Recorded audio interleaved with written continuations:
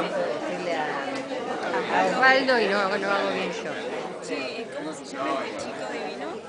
¿Claudio? Claudio Braille. ¿Qué te iba a decir? Cuando quiera, todavía está en stand-by, digamos. Compré unos muebles, pero te digo, paré un poco porque si es temporario, tengo que dejarlo equipado. Buenas noches a todos y a todas. Damos comienzo al encuentro número 764 de la Didáctica Café, Espacio Literario de Arte, iniciando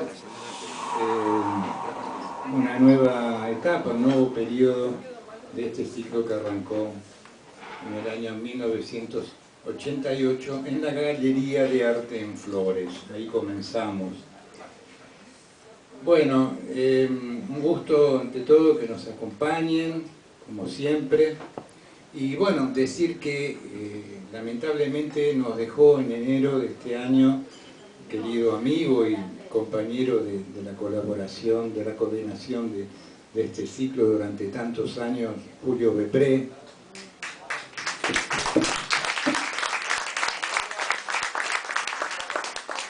Julio, nacido en Córdoba, afincado en ese lugar, ahí bueno, construyó su familia, luego estuvo unos años viviendo en Mar del Plata, hasta que ya en la década del 80, a mediados, vino a vivir a Buenos Aires y se quedó acá prácticamente hasta el final, porque en la última etapa sí fue a radicarse a Córdoba, pero fue el último año.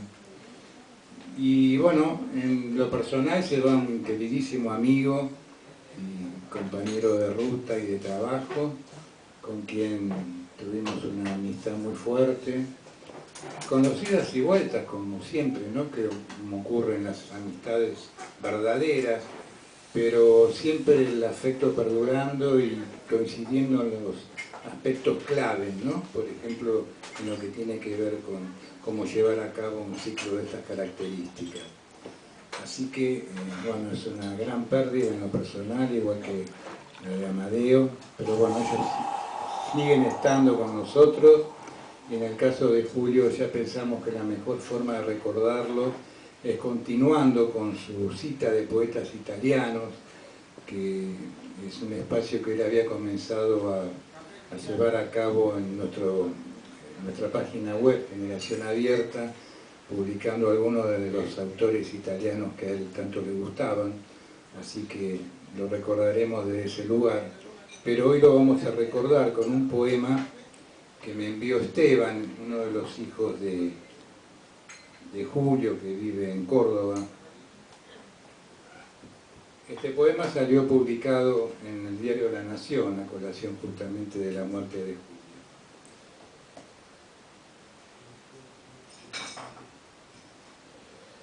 El poema no lleva nombre y dice así: no miro más ningún aciago zumbo, ni el límite contiguo en el que vivo, no ya un atrás, pero sí una distancia, como si todo fuera reciente o renaciera, bajo la grata sombra de nubes estivales.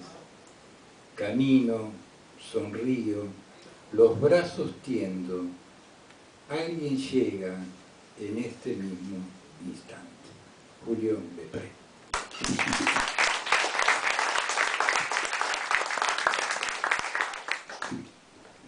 Muy bien. Bueno, vamos a comenzar con Nora Nardo, con el segmento Poeta en el Recuerdo. Adelante, Nora.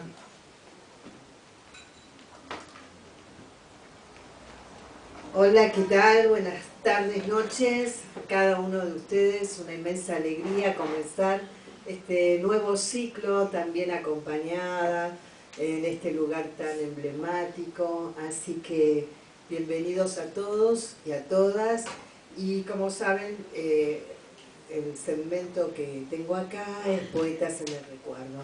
Así que hoy vamos a recordar a una queridísima amiga, poeta y amiga de la casa de muchos años, que es Graciela Maturo. Y para eso vamos a pedirle que nos acompañe a Malea Avaria, que también amiga y concurrente del taller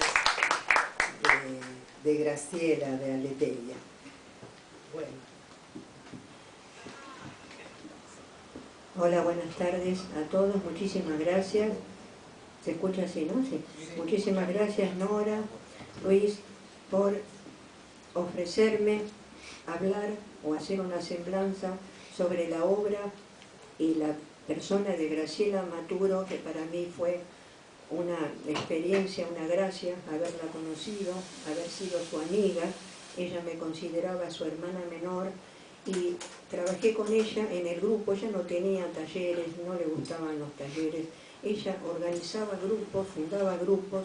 El último fue el grupo Aleteia, al cual yo pertenecí, difundiendo el pensamiento de Graciela sobre lo poético, sobre qué era la poesía, lejos de la poesía objetivante que ella criticaba. Graciela nació en Santa Fe en el año 1928. Bueno, luego se fue a Cuyo, donde hizo buena parte de su vida. Ahí estudió letras en la Universidad de Cuyo y ya en ese momento estaba con su esposo, su primer esposo, Alfonso Sola González, excelente poeta, que ella siempre decía que fue su maestro en poesía. Luego ella hizo un cambio en su vida, tuvo sus hijos allá y viene a Buenos Aires. Acá ella hizo su vida con su segundo esposo, Eduardo Ascuy, y estudió el doctorado de letras. Y hay una anécdota que me gustaría traerla, que fue ella murió el 11 de septiembre del 2024, el Día del Maestro. Ella era una gran maestra y murió el Día del Maestro. Justamente el día anterior le habían entregado el premio Conex, que lo fue a recibir con su hija, entre tantos otros premios que recibió y que no voy a mencionar. Pero en ese sepelio, un amigo de ella, que es académico, el doctor Hugo Bauzá, dijo la siguiente, nos contó la siguiente anécdota que me parece muy relevante. Dijo que cuando ella necesitaba tener un aval para su tesis de doctorado, se acercó a Arturo Marazo y le dijo si le firmaba la tesis. Y Arturo Marazo le dijo: Graciela, ¿para qué quieres títulos? Si vos sos poeta. Con eso está todo dicho. Pero Graciela no era una improvisada, nunca fue una improvisada y no le gustaba la improvisación. Por el contrario, fue muy estudiosa, fue una gran investigadora de qué. Bueno, dos puntos hay en su vida. Uno, estudió sobre la identidad latinoamericana, de lo cual hay varios libros, y el tema de la creación poética, la poiesis. Para eso se dedicó y estudió también algunos aspectos de la filosofía, a la cual ella era muy proclive, le interesó desde chica la filosofía, y estudió a Heidegger, estudió a Husserl, estudió a Ricoeur, con lo cual también aprendió el método, digamos, la hermenéutica, con la cual ella va haciendo una introducción y se va metiendo de lleno en la forma de escribir de los poetas.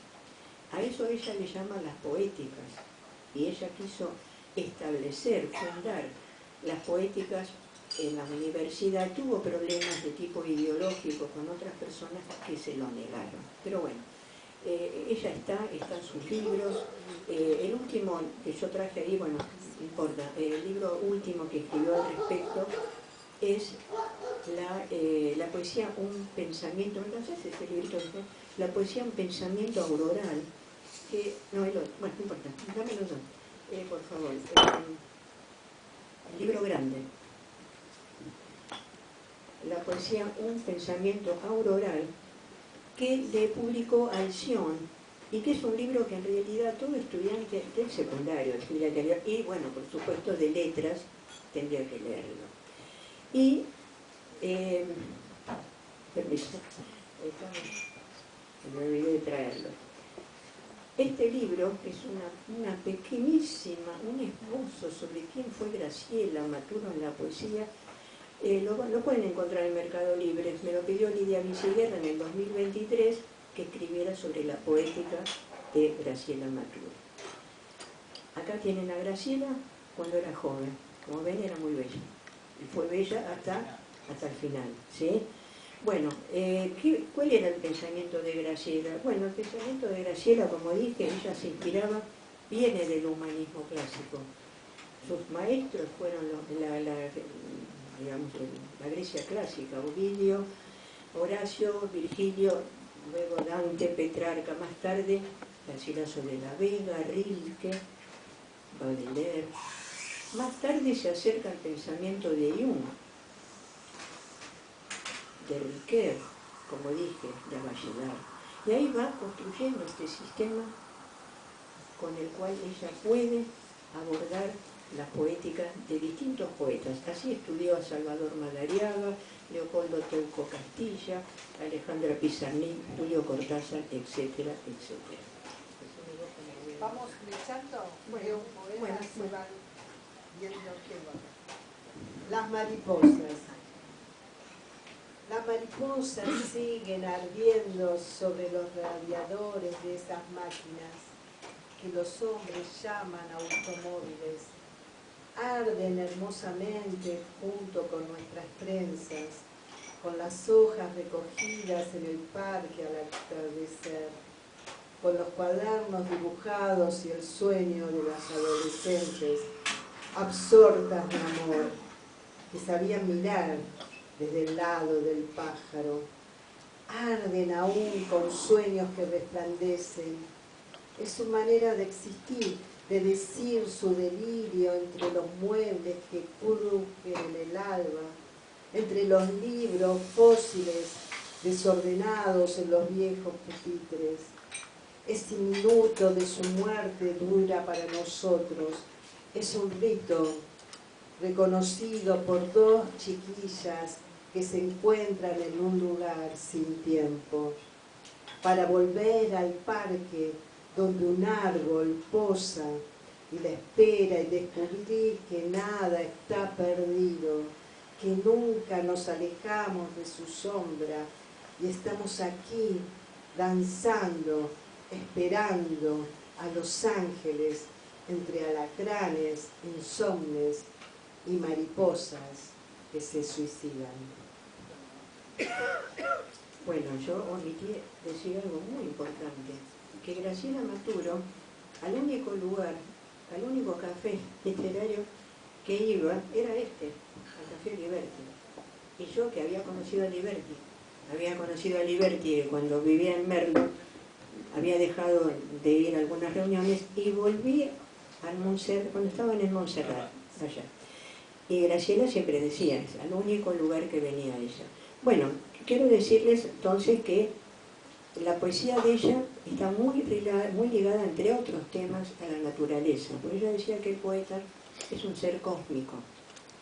Y la elegía es ella no le gusta hablar de recursos literarios, ella dice que es propio del poeta ser elegía.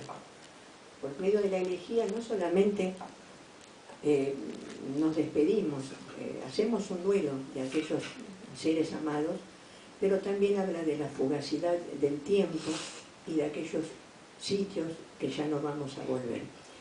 Ella tiene un poema hermosísimo que dedica a su hermano, que vivía en Santa Fe, Horacio.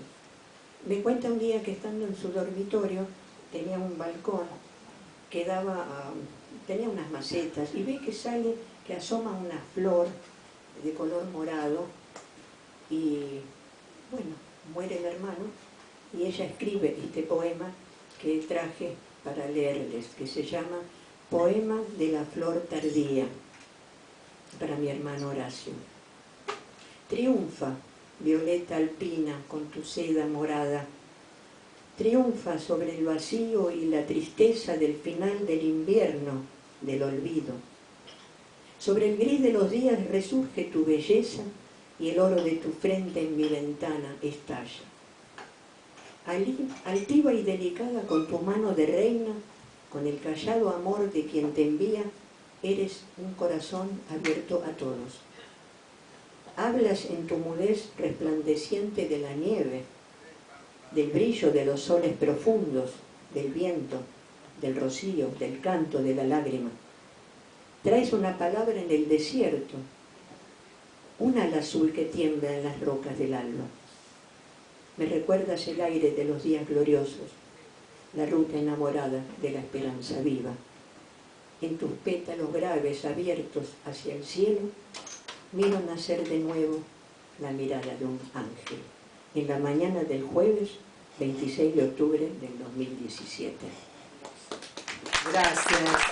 Maravilloso como la semblanza que hiciste de Graciela, una mujer muy bella, con las cátedras que tenía también en la Universidad de Buenos Aires y dando también cátedras en otras universidades del país y extranjero. Viajaba ya con más de 80 y pico de años a dar conferencias y bueno, estudiosa de Leopoldo Marechal. Decir que festejó los 80 años con nosotros en el café, luego de haber leído, fuimos todos a festejar su cumpleaños y tenía previsto festejar los 90, pero justo tuvo un accidente doméstico, se cayó y no pudo venir. Pero bueno, siempre como vos decís nos acompañaba en el ciclo y también después del ciclo a comer. Voy a leer un poema y cerramos acá, que se llama Oscar Portela en su morada última. Alza la muerte dulcemente en las palmeras radiosas de la vida. Oscar Portela. Amigo, que eres árbol, que eres príncipe, alma que ahora vives en la sombra de una región desconocida. Qué brazo te rodea, qué lenguaje te alcanza, míseros de nosotros caídos entre húmedos ramajes en busca de tus huellas, los senderos de bosque, la palabra sagrada que una vez nos legaste. Es tanta la oscuridad, la furia, el ruido, la astucia cruel de los sagaces. Solo quisiera llegar a vos desde la música, rodearte con un zorzal ardiente y un silencio de oro, derramar un perfume sobre tu pecho para curar tu herida, tu soledad de mártir desterrado. Perdón por tanta vergüenza y deshonor, perdón por la obscenidad del mundo. Descansa ahora en la morada de los ángeles, donde el viento voraz ya no sucede. Muchas gracias. Bueno, muchas gracias Amalia por esta hermosa semblanza sobre Graciela Maturo. Gracias Nora por los poemas, como dijeron ellas muy bien. Graciela venía a nuestro ciclo y realmente era una alegría siempre contar con su presencia. Hasta el último momento prácticamente.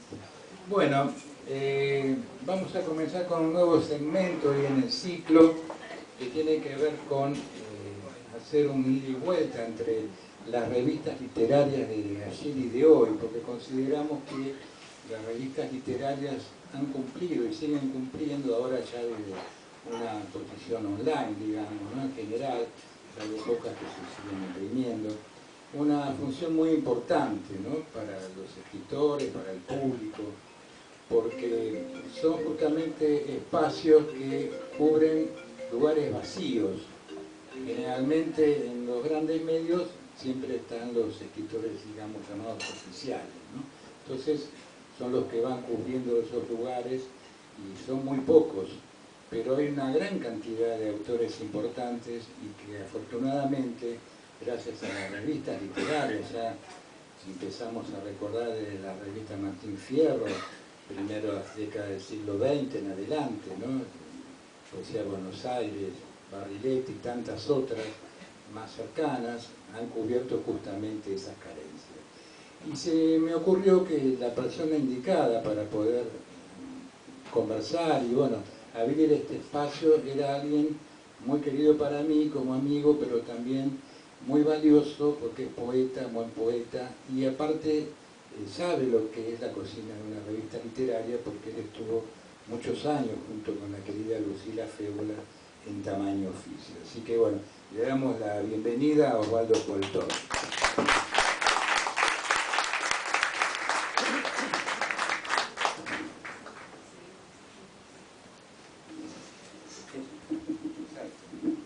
Bueno, Osvaldo, no, este mejor que se escucha mejor. Bienvenido y bueno, te escuchamos. Bueno, quédense tranquilos que no vamos a leer tantas revistas como las que ven acá. Están para mostrar un poco. Bueno, gracias Luis por este segmento y honrarme para que pueda decir algunas cosas. Claro, es un acontecimiento extraordinario, muy grande, extenso, abigarrado, el del mundo de las revistas literarias. Acá se han hablado de las nuevas, las que están presentes. Yo hoy voy a hablar un poco en este día, por ser el día inaugural, digamos, de un poco el acontecimiento, ¿no?, de las revistas literarias, y leer algunas que fueron míticas, pero especialmente como concepto, ¿no?, que es una revista literaria, que fue históricamente hace casi 400 años que se empezó a tener algo de parecido a revistas literarias en el mundo, en Europa obviamente, pero en el mundo o cerca nuestro, o en el mundo y cerca nuestro, ya aparecieron revistas literarias hace 200 años. Hay una famosa que es la revista de Dos Mundos, en francés no lo voy a decir porque le voy a dar review de Dos Mundos. Y ya acá en Argentina, antes, en el 1922, estaba esta revista, La Abeja Argentina, pero llamativamente editada por la Sociedad de Literatura. Ya existía en 1822, sociedad, pero cuando uno la revisa hablaban de medicina y progreso científico, pero parece que lo hacían con un objetivo casi literario, que era que la gente empezara a saber de las ciencias y dejara supersticiones y curanderismo. Aún así tenían algún que otro poema, que encontré uno que es Oda a la Rosa, y en sus conceptos encontré algo que me llamó poderosamente la atención en un artículo del número 14, Ojeadas sobre el espíritu actual del país, 1823. Hoy en día que todo ha sido multiplicado por el comercio, si no presentáis motivos de estimular el talento, el gusto del dinero ocupará su lugar.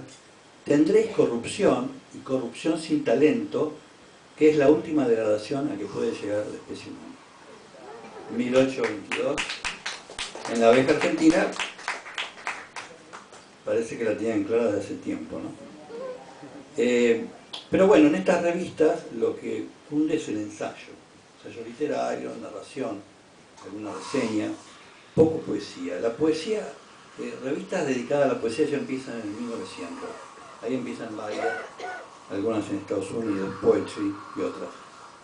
Ahora, ¿cómo armar esta charla? Para armar esta charla yo voy a usar como paradigma El Ornitorrinco, que es una revista que, bueno, la Biblioteca Nacional ha editado en facsímil, toda la colección, pero que es de una trilogía de Abelardo Castillo y otros, El Grillo de Papel, El Escarabajo de Oro, y con esta terminan, que empiezan en el 77, una época importante, complicada.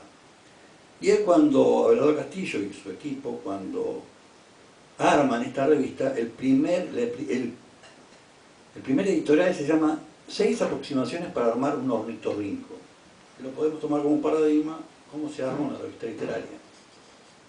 Obviamente que son 6 párrafos largos, pero él da en el clavo en algunas cosas que ya se comentaron. ¿A qué se debe o por qué justificaban que tenían que empezar una revista con este nombre tan raro, ¿no? El Ornitorrinco, le digo, que es como un animal imposible, como pensando en que las revistas literarias son un elemento imposible, por decirlo así. Entonces dice Abelardo Castillo en este editorial, bueno, causas. ¿A qué se debe, no, editar este Ornitorrinco? Elijamos 2. La necesidad de expresarse literariamente y la consiguiente urgencia de comunicación como sentimientos compulsivos, pues ningún poeta o narrador suele ser llamado a gritos por editores. Es parte de lo que se dijo. Y siempre que vamos al número 1 de las cientos y cientos de revistas literarias que se han editado, hay un archivo que tiene 300 y las tiene todas digitalizadas. Lo pueden buscar después, cualquier cosa me preguntan. Tiene colecciones digitalizadas, no una revista, ¿no? Y es aquí en Argentina. Casi todas las revistas, por ejemplo la de Generación Abierto también, en su número 1 dicen, editamos para que los nuevos puedan editar. Pero Abelardo Castillo, aquí en el Ornitorrinco, presenta otra causa, otra solución, otra respuesta, aún en escritores conocidos, y cita Poe, Sartre, Art, y sigue con Baudelaire y sigue. Dice que aunque eran conocidos, también editaban en revistas literarias como una forma de expresión creadora debido a que necesitaban la inmediatez del periodismo. Cuando alguien se quiere plantar en la urgencia, en lo presente, necesita una revista literaria, o necesitaba, o un periódico, un diario, porque eso le daba contacto con su auditorio, con su gente, o con sus lectores, o con los que no lo querían, de manera directa, de manera inmediata. Por eso que a veces en los periódicos, ahora hay menos, pero porque sí hay pocos, vemos a grandes escritores hacer sus diferentes exposiciones. Ahora, vamos a ver un poquito por qué se llamaba el ornitorrinco, o mejor dicho, vamos a saber qué es un ornitorrinco. Un ornitorrinco es un animal, como dice aquí, imposible, porque es un mamífero ovíparo. No es ni anfibio ni terrestre. Tiene un pico que va tocando y con eso se va manejando a ver dónde está ubicado. Tiene los ojos mirando para arriba y al costado. Entonces, por esta causa, él al finalizar estas 6 aproximaciones para armar una revista literaria dice: sobre todo, el ornitorrinco ve hacia arriba, o sea que esta revista, dice, es el único animal que tiene conciencia de las estrellas. Además, posee el pelaje más duro que se conoce. Dios, según la espléndida blasfemia de Lutero, se comporta a veces como un loco. Cuando hizo el ornitorrinco, creo estaba en uno de sus mejores días. Me olvidaba, año 1977. El ornitorrinco tiene 2 enemigos, los gusanos y las ratas. Muy bien. Vamos a continuar con un tema. Borges decía, y creo que es genuino citarlo en este aspecto, que cuando uno narra historia de la literatura, más bien que empezar a nombrar datos de libros y de revistas de autores, escritores, datos, fechas, etcétera, etcétera, mejor ir a estudiar la historia del espíritu de la literatura. O sea, la historia de los enfoques, de las formas, los tonos, etcétera, etcétera. Y no tanto lo biográfico. Para los enfoques, claro, las revistas son hijas de sus épocas. Y hay épocas que en todo el mundo podemos dividir en épocas de reflexión, épocas de transformación, de revoluciones, épocas de reacción a la acción, como acá fue la dictadura, y épocas como las que vinieron después del 90, épocas donde todo es arte. Bueno, después esto lo trataremos en algún momento. Entonces, una época de mucha reflexión acá fue en los 50 y hasta los 60, y ahí aparecen muchas revistas, pero una que voy a citar es Poesía de Buenos Aires, donde uno ahí ve el debate que hay entre los diferentes escritores. Acá se cita una entrevista a René Char, y hay varios artículos, hay muchos poemas también. Ustedes saben que Poesía de Buenos Aires está repleta de poetas y poemas. Pero acá René Menard, hablando del compromiso del escritor, del poeta, etc., dice: si hay una responsabilidad de los poetas, ella es la de comprender su sentido. No es esforzarse a escribir según ópticas que no sean de uno, y en los lenguajes de demagogia mental. Se trata menos que de servir al hombre, hacerlo. Acá vemos una manera de pensar el compromiso de los escritores, cómo se reflexionaba en los 50, en los 60. Esta es del otoño del 55. Pero 2 páginas antes hay una entrevista a René Char, bastante peleaguda, diría yo, por un tal Pierre Berger. Entonces le preguntan a René Char: ¿es verdad que se exige demasiado de los poetas? Entonces René Char le dice: si existe una poesía, si ella es un polo de atracción, si es alimenticia, ¿qué necesidad hay de hablar de ella? Entonces este hombre, Berger, sigue, inquietos, los hombres tienen necesidad de definición, como si pensaran que las mejores definiciones son el propio origen. Pero no, le dice René Char. Hacernos salir de nuestro laconismo, de nuestro cuarto de trabajo, etc., significa desearnos cargados de misión. Vamos, vamos, nosotros trinchamos cuando es necesario trinchar. Esta frase me llamó la atención. Parece que en francés, trinchar, que es el origen de esta entrevista, es más bien resolver conflictos. Sigue Berger, le dice, pero es evidente que vosotros, los poetas, tenéis una misión. No, no, tenemos una tarea, eso sí. Bien sé yo que los poetas tienen curiosas pretensiones. Sin cesar ellos se creen obligados a tocar el clarín de donde proviene su rápida pérdida de influencia. Maneras de pensar, maneras de creer, maneras de debatir en una misma época, en los 50, donde se reflexionaba y se discutía, y bueno, y había claridad. Muy bien, Osvaldo, vamos a continuar en la próxima, es muy interesante como apertura. Muy bueno lo que dijiste acerca de que cada revista expresa un poco su tiempo, ¿no? Porque de esto se trata, ¿no? Así que hayas tomado lo de Poesía de Buenos Aires, que fue tan importante, no solamente por lo que publicaban, que era material mucho de ellos, sino también las traducciones de poetas de afuera que no se conocían acá y que gracias a ellos se pudieron conocer, ¿no? Así que bueno, te agradecemos, un aporte muy valioso y continuamos en la próxima. Gracias a ustedes.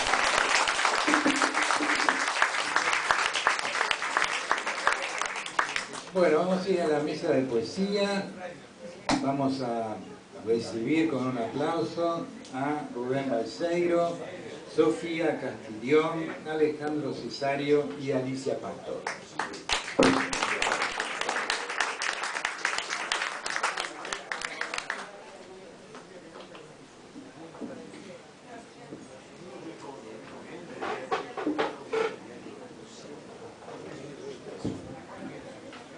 Nuestro próximo encuentro va a ser el martes 5 de mayo. Continuamos con esta cotidianeidad de primeros y terceros martes de cada mes a las 19:15 horas. Adelante, Elisa. Ponte cómodo.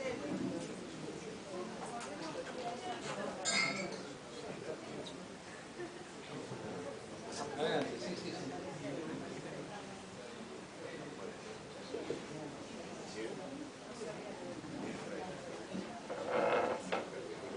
Rubén, adelante.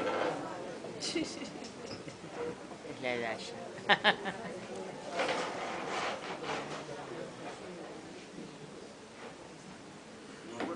Te perdiste la conversa. Claro. Bueno, son 5 minutos de lectura por poeta. Bueno, los poetas que hemos convocado son poetas ya con una amplia trayectoria, no merecen, digamos que tengamos que presentarlos, porque ya se han presentado a través de su poesía, diferentes ámbitos, y bueno, ya es un gusto enorme que nos acompañen esta noche, que es la noche inaugural de Liberty Café. Bueno, pedimos por favor silencio atrás para poder escucharnos, y bueno, vamos a empezar con Alejandro Cesario, ¿eh? Alejandro, un gusto, es la primera vez que es en nuestro ciclo, así que bueno, bienvenido. Bueno, buenas noches, gracias Luis, gracias por la invitación, contento, alegre de estar acá, en el encuentro.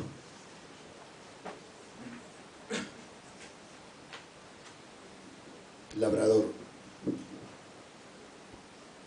De regreso a la barraca, chupa las vainas de algarrobo maduras y escupe el resto fibroso. Queda un amparo, el asilo del abrazo.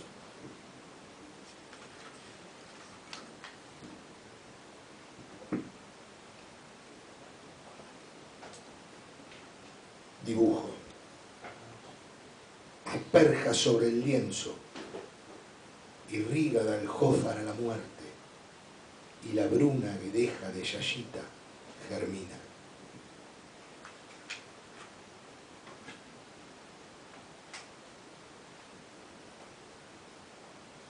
Solo queda cerquita del enjuto riacho, sobre un tronquito, manduca, pan de escanda, pimpla el tintorro, lo demás es desamparo.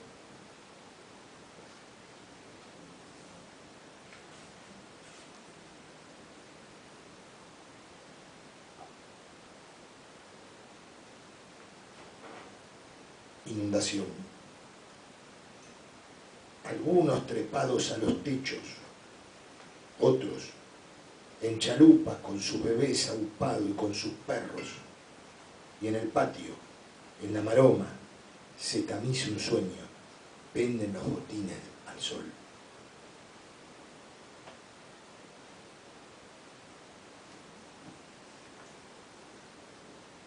Esperanza. Chinitilla huérfana, silabario sobre la mesada, solita pringa el pan en su escudilla, solita asperja la mata de albahaca y va a la escuela.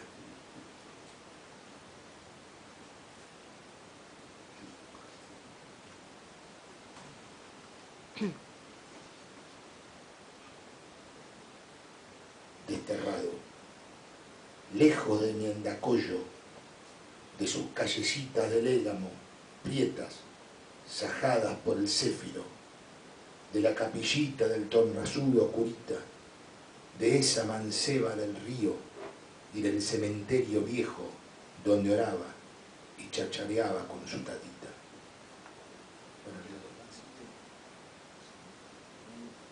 Sí.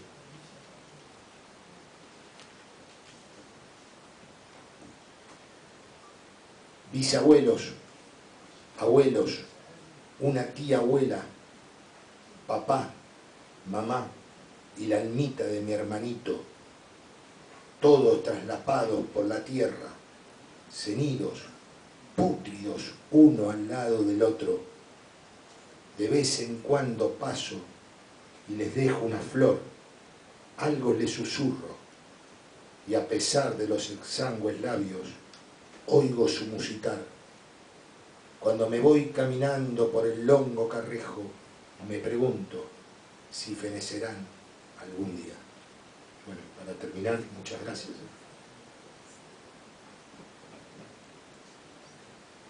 A mis hijos he dedicado este poema. A veces, cuando me abruma el impío silencio de los domingos, regreso al pábulo cántaro, fresquísimo, en que los acunaba en mis brazos, entre mondadas de címbalos y sonajeros. Muchas gracias. Muchas gracias a vos, Alejandro. Estuvimos leyendo algunos poemas de tu libro en la radio. Después te lo voy a pasar. Muchas gracias, Luis. No, por favor. Bueno, Sofía Castillón, que nos acompaña acá, ya ha leído dos veces, creo que has leído, o una, ¿no? Sí. Es poeta y aparte editora de poesía. Así que bueno, es un gusto tenerte con nosotros. Muchas gracias por la invitación. Voy a leer unos poemas de mi libro Fiesta Porteña. Es un libro que tiene una estructura un poco narrativa porque narra una fiesta, así que voy a leer algunas escenas de la fiesta y algunos poemas. Empieza así. 10 de la noche, monoambiente frente al Teatro Astros de Buenos Aires. Llegan los invitados. Julieta Capuleto viene acompañada por Elizabeth Bennet y se calzan un par de antenitas con estrellas luminosas. En la cabeza del joven Werder no hay un adorno de pirata, sino un par de genitales masculinos revestidos con lentejuelas doradas. Espía con timidez las manos de Lizzie, que encuentra cualquier excusa para rozar el muslo izquierdo de Darcy. Una mancha en el pantalón, una pelusa que voló cerca del cinturón, un vaso de vino que salpica la mesa. El beso breve en los labios de Darcy recibe la fragilidad del pecho de la más lúcida de las Bennet. Desata la serpiente viva que habita dentro de cualquier caballero, Indeed. En el umbral de la puerta, Aquiles, el de los pies ligeros, Aquiles el pélida, Aquiles el eácida, señala sin disimulo a quien se llevará de premio. El loco. Las luces de Buenos Aires, amarillas, rojas, verdes, blancas, azules. Salpican los espejos de los autos y desbordan las lagunas de la calle. Escapan como un montón de peces. Las luces son húmedas, de piel fría. Tiemblan en los ojos azotados de peatones, vibran entre las sombras que descuidan sus ruidos. Las manos de los locos se entrelazan con el vapor de las alcantarillas, fusionan el olor del café y del diario mojado, contienen el esplendor y la cadencia de maquillajes viejos, se llenan con la sensualidad del asfalto crudo, el erotismo de voces que no se pueden palpar. Nadie ve al loco vestido con su propia sombra, rebota entre las librerías como si fueran algas. Muta y es un resplandor amarillo, se camufla en el semáforo, desaparece, juega a no existir. El llanto de los locos aletea entre sus dedos, es el primer nombre que se lee en las marquesinas. Su cara brilla, piel de pescado muerto. Limpia con un pañuelo negro los muchos fuegos de sus pestañas. Habla de blues, lee boccaccio, bebe whisky. Sus branquias resisten la dulzura del papel. Su cuerpo desnudo crece en el espejo de un charco. La luz disemina los colores del tarot de Marsella. Sus dibujos son el espectro de futuros imaginarios, formas que invocan un silencio de semilla. Entre ilusión y frenesí, Edipo y Segismundo comentan sombras y ficciones.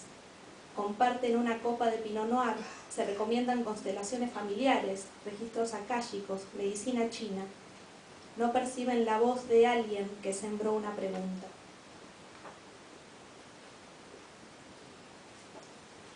La rueda de la fortuna. El caos es un pozo o una escalera. La sangre drena por túneles de hormigas. Una idea pica la humedad pegajosa de las piernas. Los cartones son almohadas, techo, única porción de grasa. Huesos fluorescentes que se deshacen, vuelo de pelusa, olfato forense de las ratas. En el principio fue el neón, el zumbido de abeja. El agua del suelo que proyecta todos los colores. I love it, just do it, think different. En algún lugar dicen que hay una escalera. Desciende a otras edades y el tiempo es un compás de tierra. Es de noche en el abismo. Una mujer sostiene la mano oscura de su hombre muerto. En el principio fue el verbo, para correr. Lo que va rápido, brilla. Gracias.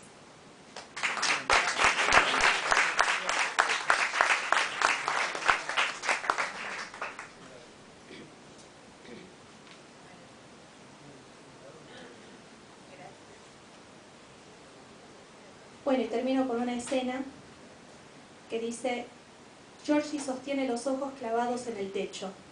Piensa en tigres, espejos, laberintos. En aquella remota cuestión del tiempo. El nombre de una mujer lo envuelve en la penumbra. Las luces se le presentan como sombras, nieve en las ramas secas de sus pestañas.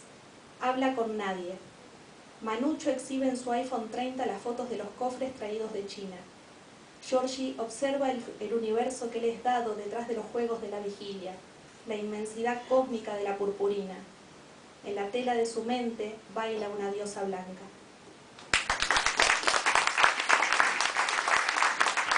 Muchas gracias, Sofía. Un gusto. Bueno, esto es lo Rosalie. Bueno, ahora seguimos con Alicia Pastore, que es muy conocida, integró nuestro grupo Generación Abierta en los comienzos, allá a fines de los 80. ¿Ahí? Sí, ahí. Los primeros números de Generación Abierta, me acuerdo que vos estuviste trabajando. Así es. Bueno, un gusto, adelante. Buenas noches a todos y todas. Gracias, Luis, por la invitación. Gracias por siempre acordarte de mí. Gracias. Alter Ego iluminaba sutilmente algunas oscuridades. Siempre llevaba un pan contra la hambruna. Era esclusa en los canales del invierno. Algunas barricadas le abrieron paso. Me advertía sobre el mundo. Decía que giraba en torno al amor, sus aledaños, el miedo y sus consecuencias. Un día pareció dar vuelta a una hoja, pasar en limpio unos chispazos. Una chispa no es el fuego, concluyó. ni una brisa el huracán. Pagó y se fue. A veces la extraño.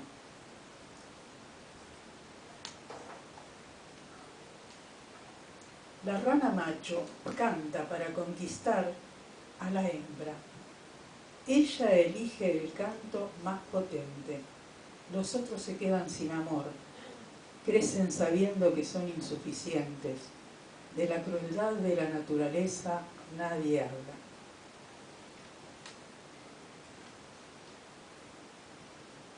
Un punzón dibuja en el aire la ignominia donde duele el núcleo del hambre.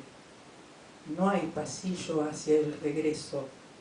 A esta hora, como en aquella, una oscura turbación diluye el punto de fuga.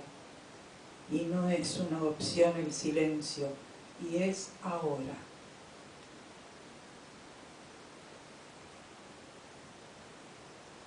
Salvaje y tierno ese animal vuela o corre, clava su mirada en mí.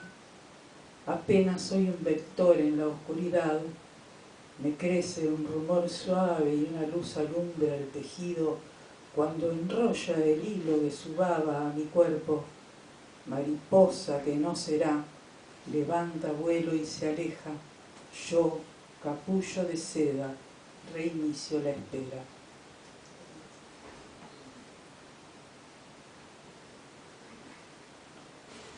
Tan leve la mirada, niña, corto el pisar, tan poco patio ancho, exiguo el agujero abierto hacia el cielo, y vino el hombre a hacer su sombra en vos, a clavar inmenso desprecio en tu carne, a callar tu voz de los otros, a borrarte, niña.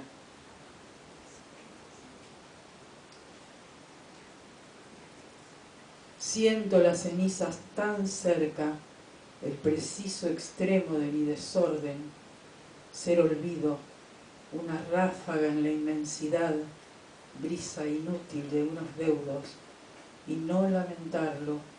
Toda la vida se vive en la muerte, esto pasa pero no termina. Muchas gracias, muchas gracias. Muy bien, Andy, muchas gracias a vos. Bueno, cerramos con Rubén Balseiro, también muy amigo y muchos años, así que Rubén, siempre es un gusto tenerte acá en el cine. Para mí es un placer estar, gracias Luis y gracias a todos ustedes. Son como casas grises, se van descascarando según pasan los años, se opaca su esplendor y hay viejas cicatrices en las paredes mustias que configuran mapas, caminos recorridos, extravíos, habitaciones solas, puertas desvencijadas por las que entró el amor, o eso que fue nombrado con la palabra amor. A veces son rumores, ecos de viejas voces, fantasmas en acecho, pero que no hacen daño. Nos dicen solamente que una vez hemos sido parte de aquella historia. No podemos permanecer allí. Nos acosa el temor a quedar encerrados. A veces se derrumban y se vuelven a alzar y caen nuevamente. Son como casas grises los recuerdos. Las hormigas. Afanosas van y vienen las hormigas en una larga fila de trabajo incesante. Van en forma perfecta, sincronizada, ágil, y algunas hociquean con otras como si transmitieran un mensaje, algún cambio de plano, de estrategia. Todas llevan su carga de tallos y de hojitas al rincón del jardín, donde se desarrolla su fina arquitectura, equilibrada, con disciplina exacta. Detrás de ellas, apenas a unos metros, el rosal agoniza.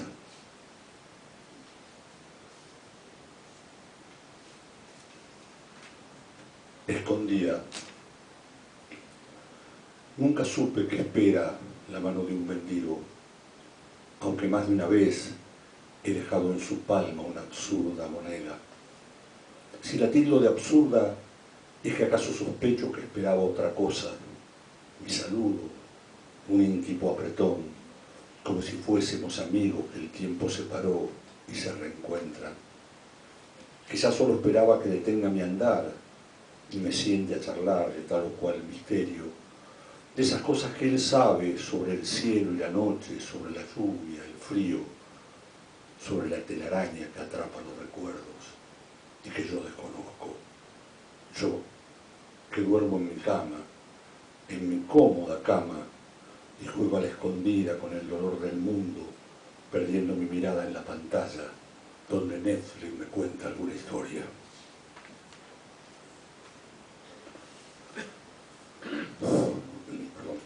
La casa de mi infancia. En la casa de mi infancia ya no hay puertas.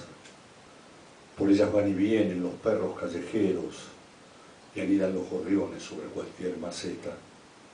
No hay ventanas que eviten que los vientos irrumpan ni cerraduras grises que anulen algún vuelo.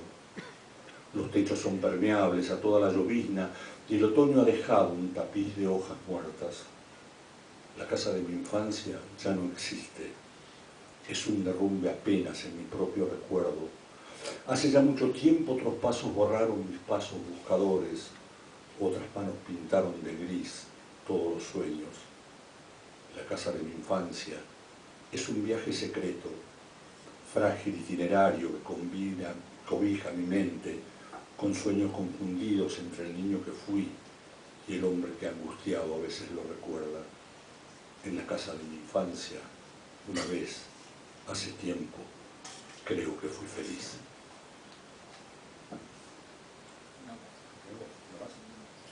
Esto, yo no explico, los poemas no se explican, pero esto tiene que tener una aclaración. Yo vivía en una casa que tenía un frente, un departamento que tenía un frente muy grande, como de 20 metros, con una pared bajita. Y mi vecino de al lado, don Francisco, todas las noches, que andaba, era un viejito que andaba con un bastón, salía y caminaba a la vereda, de una punta a la otra, iba y venía, y el gato lo acompañaba, caminando por la pared, ¿no? Y surgió este poema que se llama Paradoja, a don Francisco y a Pepe su gato. El hombre del bastón camina lento, es la tercera respuesta del enigma, y lo sigue su gato sigiloso por el delgado borde del abismo. Qué paradoja extraña la del hombre, ser amo de quien tiene todo en sí el equilibrio. Qué paradoja extraña la del gato, hacerle creer al hombre que es sumiso. Gracias. Muchas gracias Rubén, Alicia, Sofía y Alejandro, un gusto enorme que han estado con el inicio de nuestro ciclo.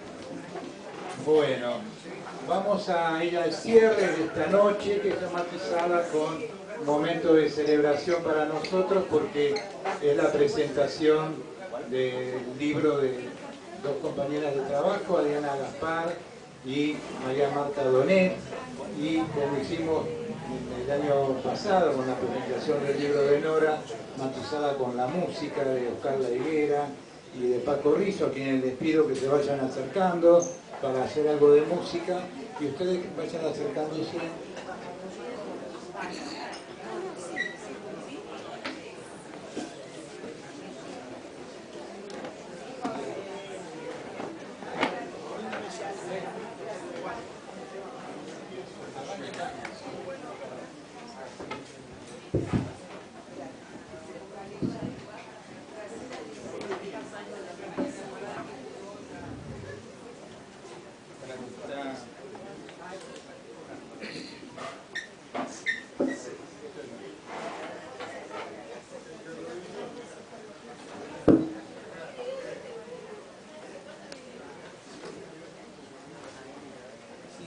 Eda y Gaby.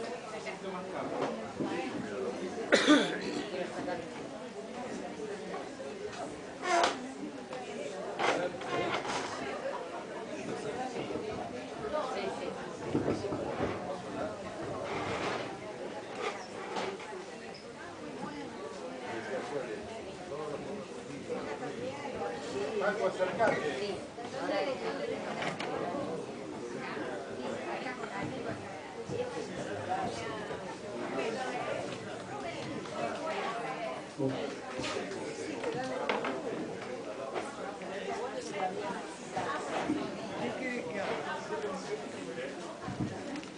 Bueno, Oscar, un gusto que nos acompañe nuevamente este año. Oscar La Higuera, músico importante que tiene toda una trayectoria como Paco y que para nosotros es realmente un gusto que estén en nuestro ciclo en la Liberty Café.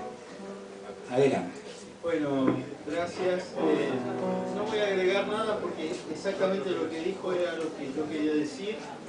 Básicamente que agradezco estar con ustedes otro año y que esto significa que siempre hay algo que decir, algo nuevo que decir.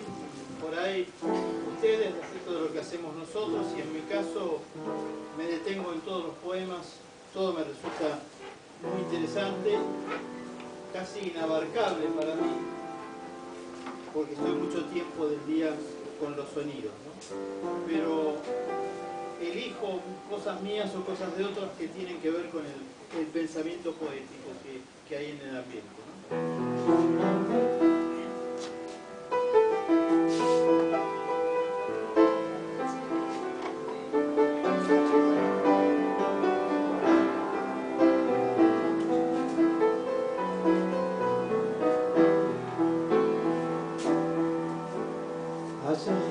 Cerquita del cielo, entre los andamios, sentado como un tropero, le está mateando, igual como si estuviera en medio del campo, debajo de alguna sombra, junto a un remanso. Hablando pocas palabras, lo he visto a Vargas quedarse así de cuclillas mirando lejos, cercado entre el hormigón, no encuentra su cielo aquí, de balde lo está buscando entre tanto ruido. En la radio sin querer, como un buen del acordeón, estirando un chamamé, le estremece el corazón y hasta le parece hangar que si suelta un zapucay, los peones le han de oír en la estancia el paraíso.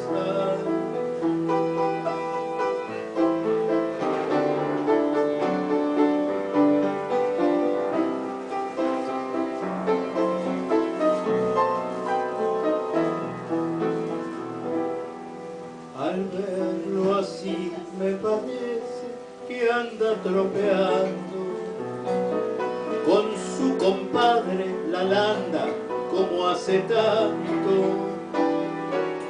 Qué pena me da mirarlo entre los andamios, con todo ese cielo adentro como sangrando. Detrás del vuelo atenido de una paloma se achican sus ojos negros mirando lejos, cercado entre el hormigón, el cielo del albañil, manchado de arena y cal, se termina allí. Algún día volverá. Le gustaba ser peor, no se halla por acá, ya de haber una ocasión. Mientras tanto, al escuchar por la radio un chamamé, él remonta un zapucay, es su modo de volver.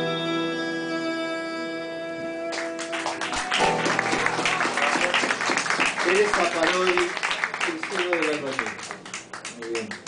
Bravo, Oscar. Bueno, don Paco, te escuchamos.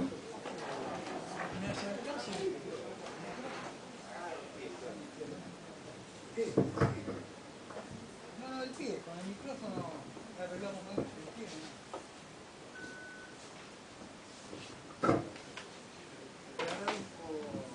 Tengan todos muy buenas noches.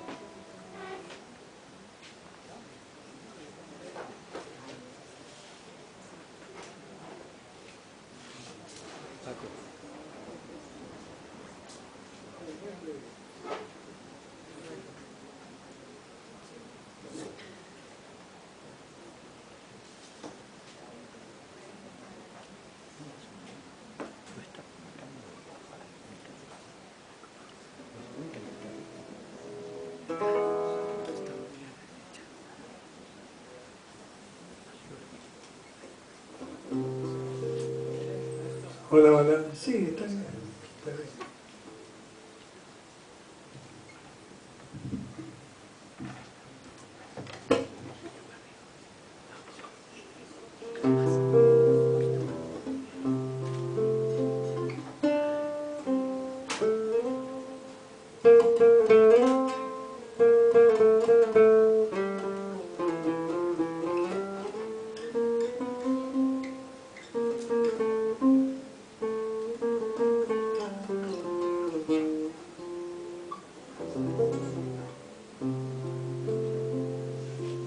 Me acobardó la soledad y el miedo enorme de morir lejos de ti. Qué ganas tuve de llorar, sintiendo junto a mí la burla de la realidad.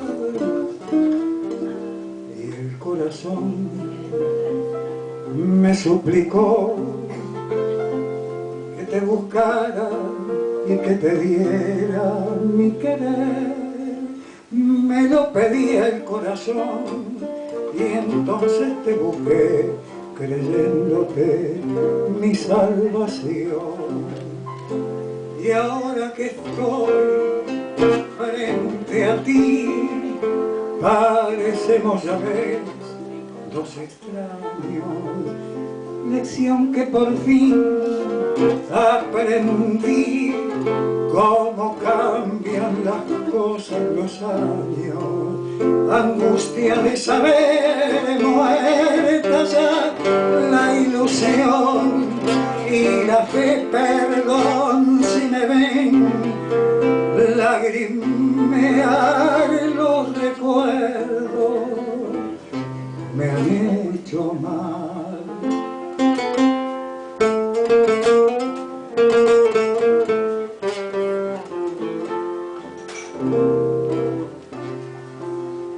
Palideció la luz del sol al escucharte fríamente conversar. Fue tan distinto nuestro amor que duele comprobar que todo terminó. Qué gran error volverte a ver para llevarme destrozado el corazón. Son mil fantasmas al volver, mirándote partir las horas muertas de aquel ayer. Y ahora que estoy frente a ti, parecemos a veces dos extraños. Lección que por fin aprendí, cómo cambian las cosas los años. Angustia de saber muerta ya la ilusión y la fe, perdón si me ven lagrimear los recuerdos, me han hecho mal.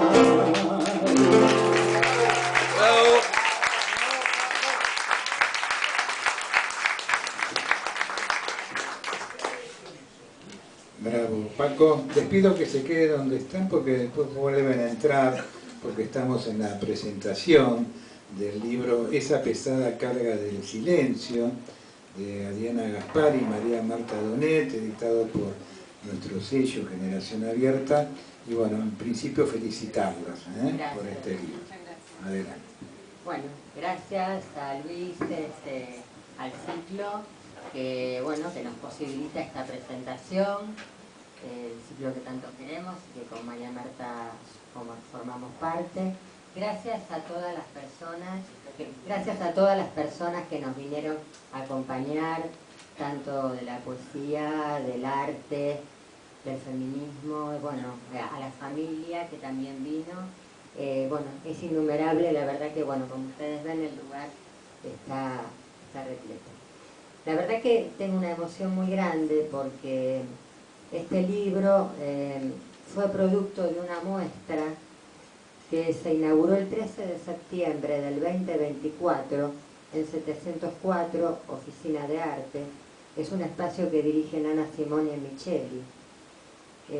Y ahí se desarrolló este proyecto, porque más que una muestra fue un proyecto, porque hubo acciones, hubo actividades interactivas muy interesantes.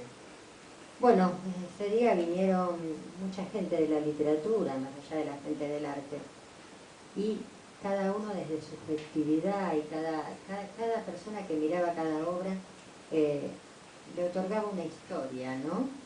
Le otorgaba una vida a esos objetos que estaban ahí. La muestra tenía un enfoque feminista, igual que el libro, y aborda el libro y abordaba la muestra temas de violencia de género en todas sus formas, el tema de la trata, el tema de las violencias infantiles y todo lo que nos preocupa también de las niñeces. Así que, con María Marta nos propusimos plasmar en este corpus este proyecto, esa pesada carga del silencio. La misma cobijó conceptualmente un proyecto interactivo que arropó un discurso claro y contundente. Debíamos romper el silencio y sacarnos aquella mordaza con la que nos disciplinaron durante siglos.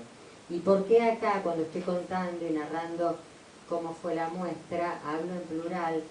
Porque en ese momento yo invité a 10 artistas, les di un soporte que casi era del tamaño del libro, para que expresaran qué significaba esa pesada carga del silencio para cada una de ellas. Y se armó una muy buena instalación y una muy buena acción. Accionamos antes de brindar, porque eso potenció poder romper el silencio, que es lo que creo que las mujeres tenemos que hacer, romper el silencio. Agradezco a las artistas que participaron en esta muestra, que hoy la mayoría están aquí presentes, y y a todas y a todos, así que ahora le voy a dar la palabra a María Marta. Gracias, Adriana. Buenas noches. Encantada de que estén todos acompañándonos. Gracias a tanta gente linda que nos está acompañando en este momento. Esa muestra que Adriana organizó en 704 Espacio de Arte fue muy conmovedora. Realmente yo había participado anteriormente de otra muestra de Adriana que había hecho en el Museo de la Mujer, en la que me sentí sumamente conmovida, y en ese momento Luis y Adriana me invitaron a participar en la revista Generación Abierta justamente, y escribí ese recorrido y esa movilización que me provocó el haber estado en esa muestra. En esta última del 13 de septiembre realmente se despertaron muchas emociones en todos los que estábamos ahí. Por eso lo que dice Adriana, el hecho de reacción a acción antes del brindis, porque nació entre todos los presentes como una sororidad entre nosotras y una empatía que despertaron después y provocaron emociones y diferentes miradas de esta bellísima obra de Adriana.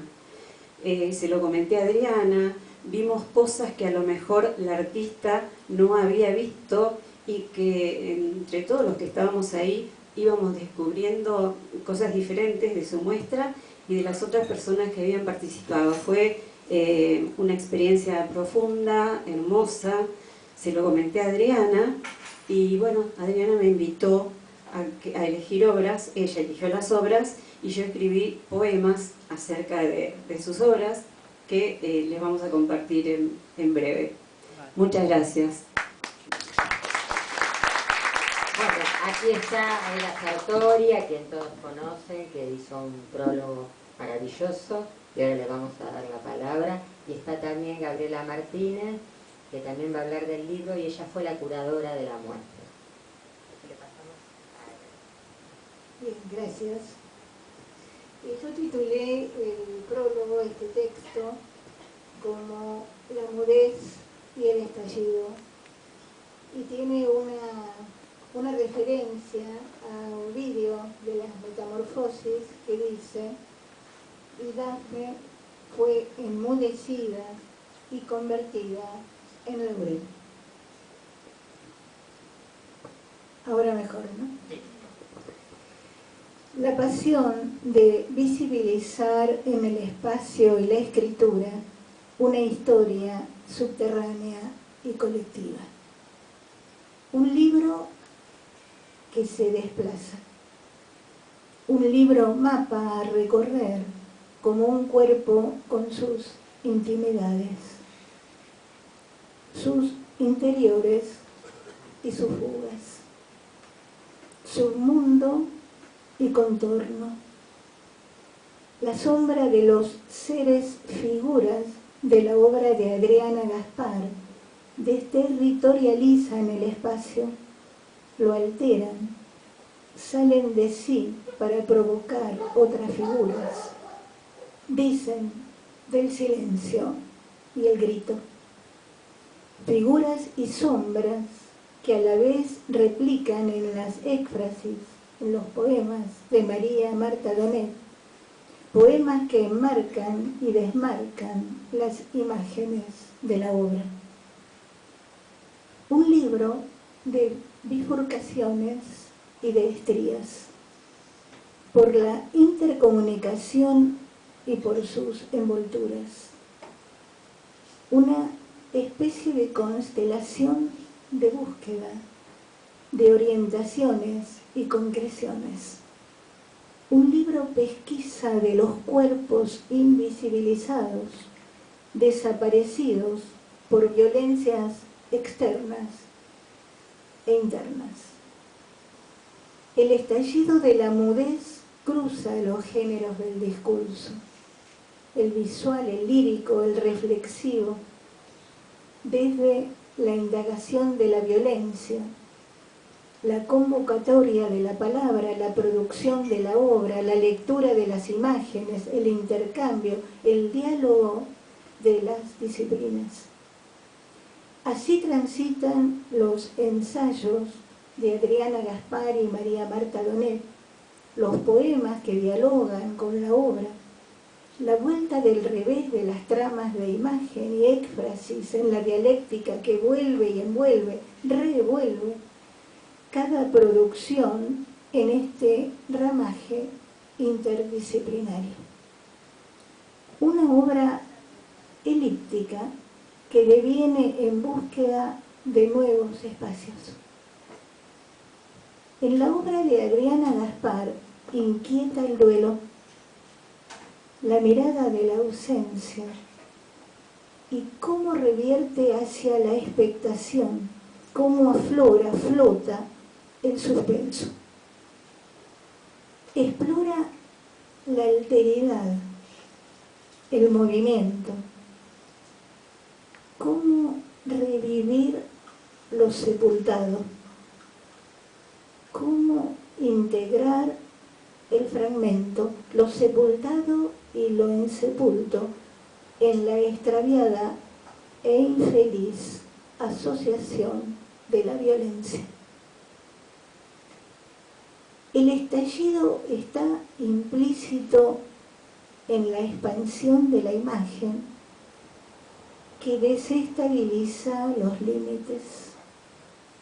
En esa apertura, la forma se expone en la sombra, que se funde, se premia, se reproduce en nomadismo, se consolida como un revertido oxímoron, renace provocativamente en alteración de esa figura, expansión a la vez de otra sombra, en multiplicado desdoblamiento. Así, el estallido circulariza, recóndito y nómade, yéndose en un haz de contornos múltiples. La obra de Adriana Gaspar captura el silencio para mostrarlo. La artista trabaja la fractura, el quiebre, lo oculto y lo manifiesto. Devela lo subterráneo, lo que desaparece. El reflejo fantasmático se potencia y se diluye. Así, esa doble gestación se reproduce en el vacío y una oscilación que se desmarca del tiempo y del espacio. La escritura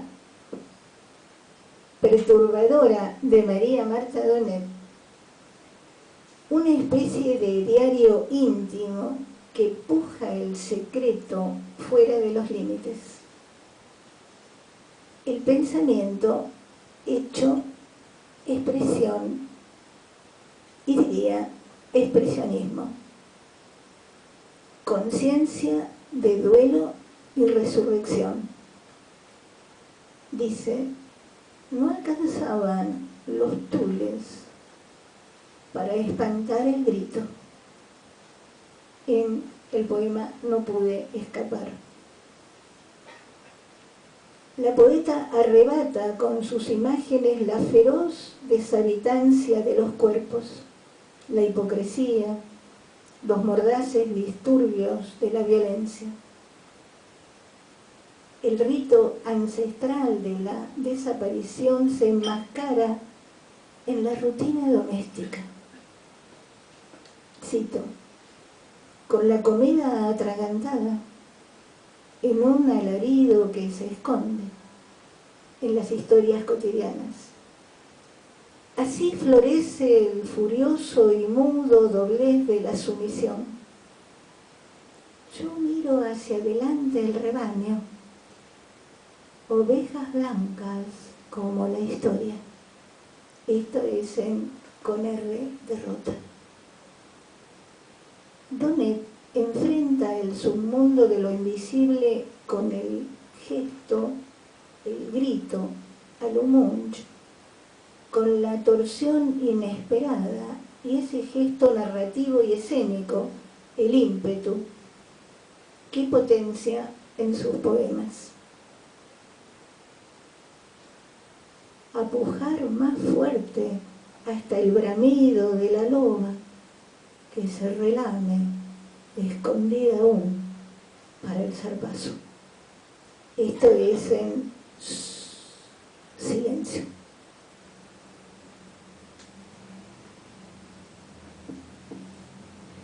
Esa pesada carga del silencio trama y destrama en su laberinto sus discursos.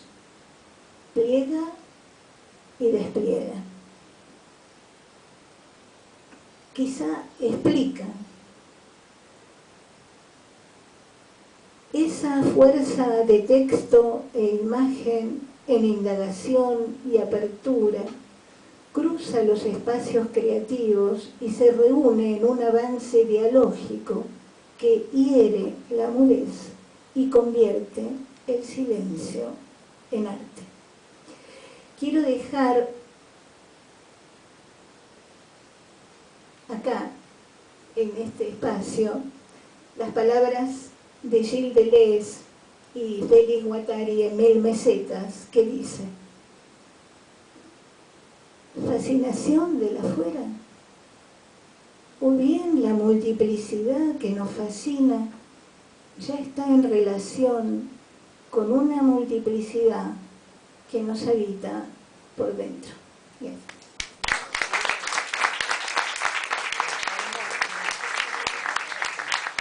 La verdad que muchas gracias, Seda, porque ha hecho un prólogo maravilloso. Realmente estamos muy agradecidas del trabajo que hizo y cómo se detuvo tanto en cada obra, en cada poema. Gracias, Seda, por tu maravilloso prólogo, por haber podido ver y leer las obras de Adriana y haber podido sentir mis poemas, porque realmente lo manifestas de una maravillosa manera.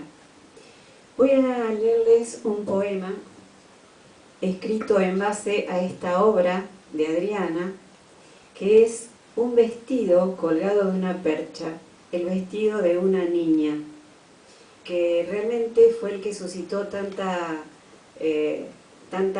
debate esa noche en el encuentro en 704, en la sala de arte, porque realmente cada uno veía cosas diferentes y había una luz que proyectaba el vestido en la pared y creaba múltiples formas. Entonces yo a este poema le puse La rebelión del vestido. Vestida de candor, vestida de sombra, camina, con la ropita de flores y el delantal para las diligencias. En la entrepierna el broderí resguarda ese lugar sacro y misterioso, callado, tan callado y febril como una tenebrosa noche de invierno. Los muros blancos reflejan el alarido de la otra, de la que esconde y enmudece, la que sabe que el grito pesa más que la muerte misma pesa, más que las flores que esgrimen una fuerza invisible, retenida, opacada, sofocada por el hombre de largo gabán negro, sin rostro, como tantos otros que amordazan el ansia de libertad encallada en el alma, en la sombra que se expande en cada paso. Deja entonces la niña, deja de regar las florcitas del vestido, entreabren una luz pequeña sobre la puntilla. Comienza a roer la percha y a deshilvanar los hilos del titiritero que escribe los destinos irreverentes que comenzarán a marchitar el negro grito del silencio. Algo que quiero comentar es que en la galería, cuando estaba este vestido, que formaba parte de una instalación, se veían 3 sombras. Acá en el libro, bueno, se ve una, pero ya aparecían 3 sombras. Eso fue lo que también suscitó y generó tanta inquietud, ¿no? ¿Qué significaban un poco esas 3 sombras? Le voy a dar ahora la palabra a Gabriel Martínez, que fue la curadora de la muestra. Hola, ahí está. Bueno, la verdad estoy muy emocionada de ver en papel, ¿no? Tanto trabajo, tantas horas de esta construcción de proyecto que tuvieron ustedes dos. Voy a hacer un pequeño, la verdad que Eda hizo tremendo ya trabajo de contar justamente de qué se trata. Voy a hablar tal vez un poquito de cómo se gestó al principio lo de la muestra y bueno, sobre cuál es el tema central, ¿no? El del silencio, ¿no? Y uno de los temas de los que habla justamente es la violencia que han sufrido las mujeres durante décadas, ¿no? Y en la muestra justamente se exploraba a través de todas estas maneras de violencia, ¿no? que contabas, cómo el silencio se convierte en una carga heredada de generación en generación, alentada muchas veces por la necesidad de mantener las apariencias. El silencio como herencia, lo no dicho, no como un vacío, sino como algo que ocupa espacio y que pesa. Entonces está lo tapado, lo velado, lo obstruido, lo roto, lo incompleto, lo fragmentado. Justamente ahí está la vuelta de tuerca también de María, es el hecho de las vísceras, todo eso que se está revolviendo ahí dentro, todo lo que está pasando, mientras que la imagen aborda esto que está ahí latente pero no se logra como entrar, ¿no? Porque están los secretos ahí de familia. María Marta le dio ese revoltijo, esas vísceras, esa carne, esa crudeza, ¿no? Justamente entonces ahí creo que es una de las potencias que tiene es esto, del afuera y el adentro, lo que se está gestando adentro y que quiere salir, ¿no? Y me parece clave justamente algo que escribís, María Marta, al final, en uno de los ensayos, en tu ensayo, que decís justamente que hoy la escritura, el trazo, el cuerpo, la imagen y el sonido son lenguajes de insurrección. No es solo memoria, es transformación viva, porque el silencio que nos impusieron ya no es peso, es potencia. Entonces me parece que es buenísimo este trabajo que hacen ustedes en conjunto, donde, bueno, quería preguntarles justamente cómo se dio, esto fue varios años de intercambio y cuántas conversaciones hubieron, ¿no? Creo que ahí si quieren contarme un poquito. Sí, la obra de tapa se expuso en el Museo de la Mujer en el año 2022, en noviembre del 2022. La obra de tapa dice, hay una niña que está ya en la pubertad, casi adolescencia, no pude escapar. Y tiene que ver con la trata. Pero bueno, mis obras, todas son obras que abordan temas sociales, pero desde un lugar muy sutil, ¿no? Como yo siempre digo, no me gustan los golpes bajos, me gusta que la obra sea sutil, me gusta la denuncia que la otra persona puede percibir, pero cuidando la estética y cuidando también la forma de decir, porque a veces justamente atrapa más ver una obra en la que al mirarla estamos diciendo que algo no está bien, que algo le está pasando a esta niña y la vemos así, ¿no? No pude escapar de qué. Entonces eso te hace penetrar en la obra. Si en cambio yo hubiera puesto una obra muy marcada como imagen, como conocemos lo que es la obra de denuncia, estaría todo mucho más explícito. Y justamente lo que se quería develar eran esos secretos de que van de generación en generación y que bueno, que todavía hoy siguen muy latentes, aún en generaciones jóvenes. Entonces bueno, un poco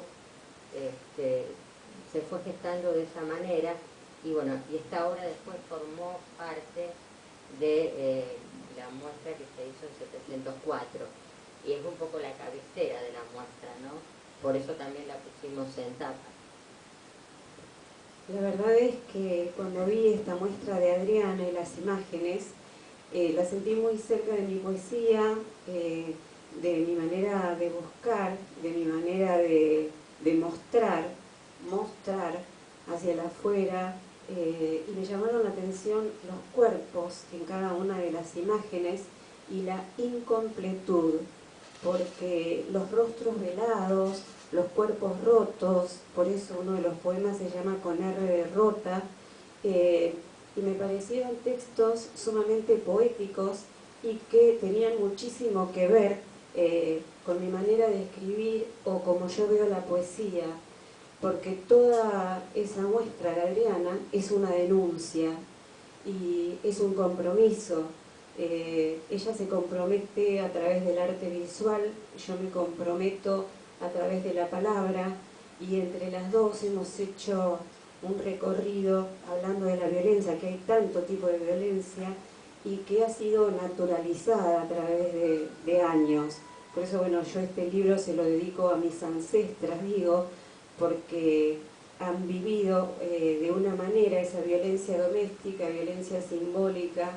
Hablaba en un momento de las milanesas a punto nunca quemadas, y bueno, todo eso que se naturalizó de alguna manera debido al patriarcado y a todo lo que hemos tenido que vivir, y lo no dicho. Entonces por eso esa pesada carga del silencio, tenemos que empezar, hemos empezado en realidad a gritar, a decir, a mostrar. ¿Qué pasa con el silencio, tanto en la expresión de la palabra como de la imagen? Creo que el tema del silencio y la mudez, en este caso que estamos comentando, es monstruoso. Es un monstruo, y cómo es muy interesante esto, ¿no? Nosotros como poetas, cómo lo expresamos, ese silencio, cómo se expresa esa mudez con la palabra. Y en el caso de la imagen, ¿de qué forma? Por eso me llamaba muchísimo la atención el tema de las sombras, que se iba multiplicando con el tema de la luz en el espacio, ¿no? Y ahí el tema del estallido también. Por eso lo de la mudez y su oposición. Quería dejar una invitación a que después se acerquen y justamente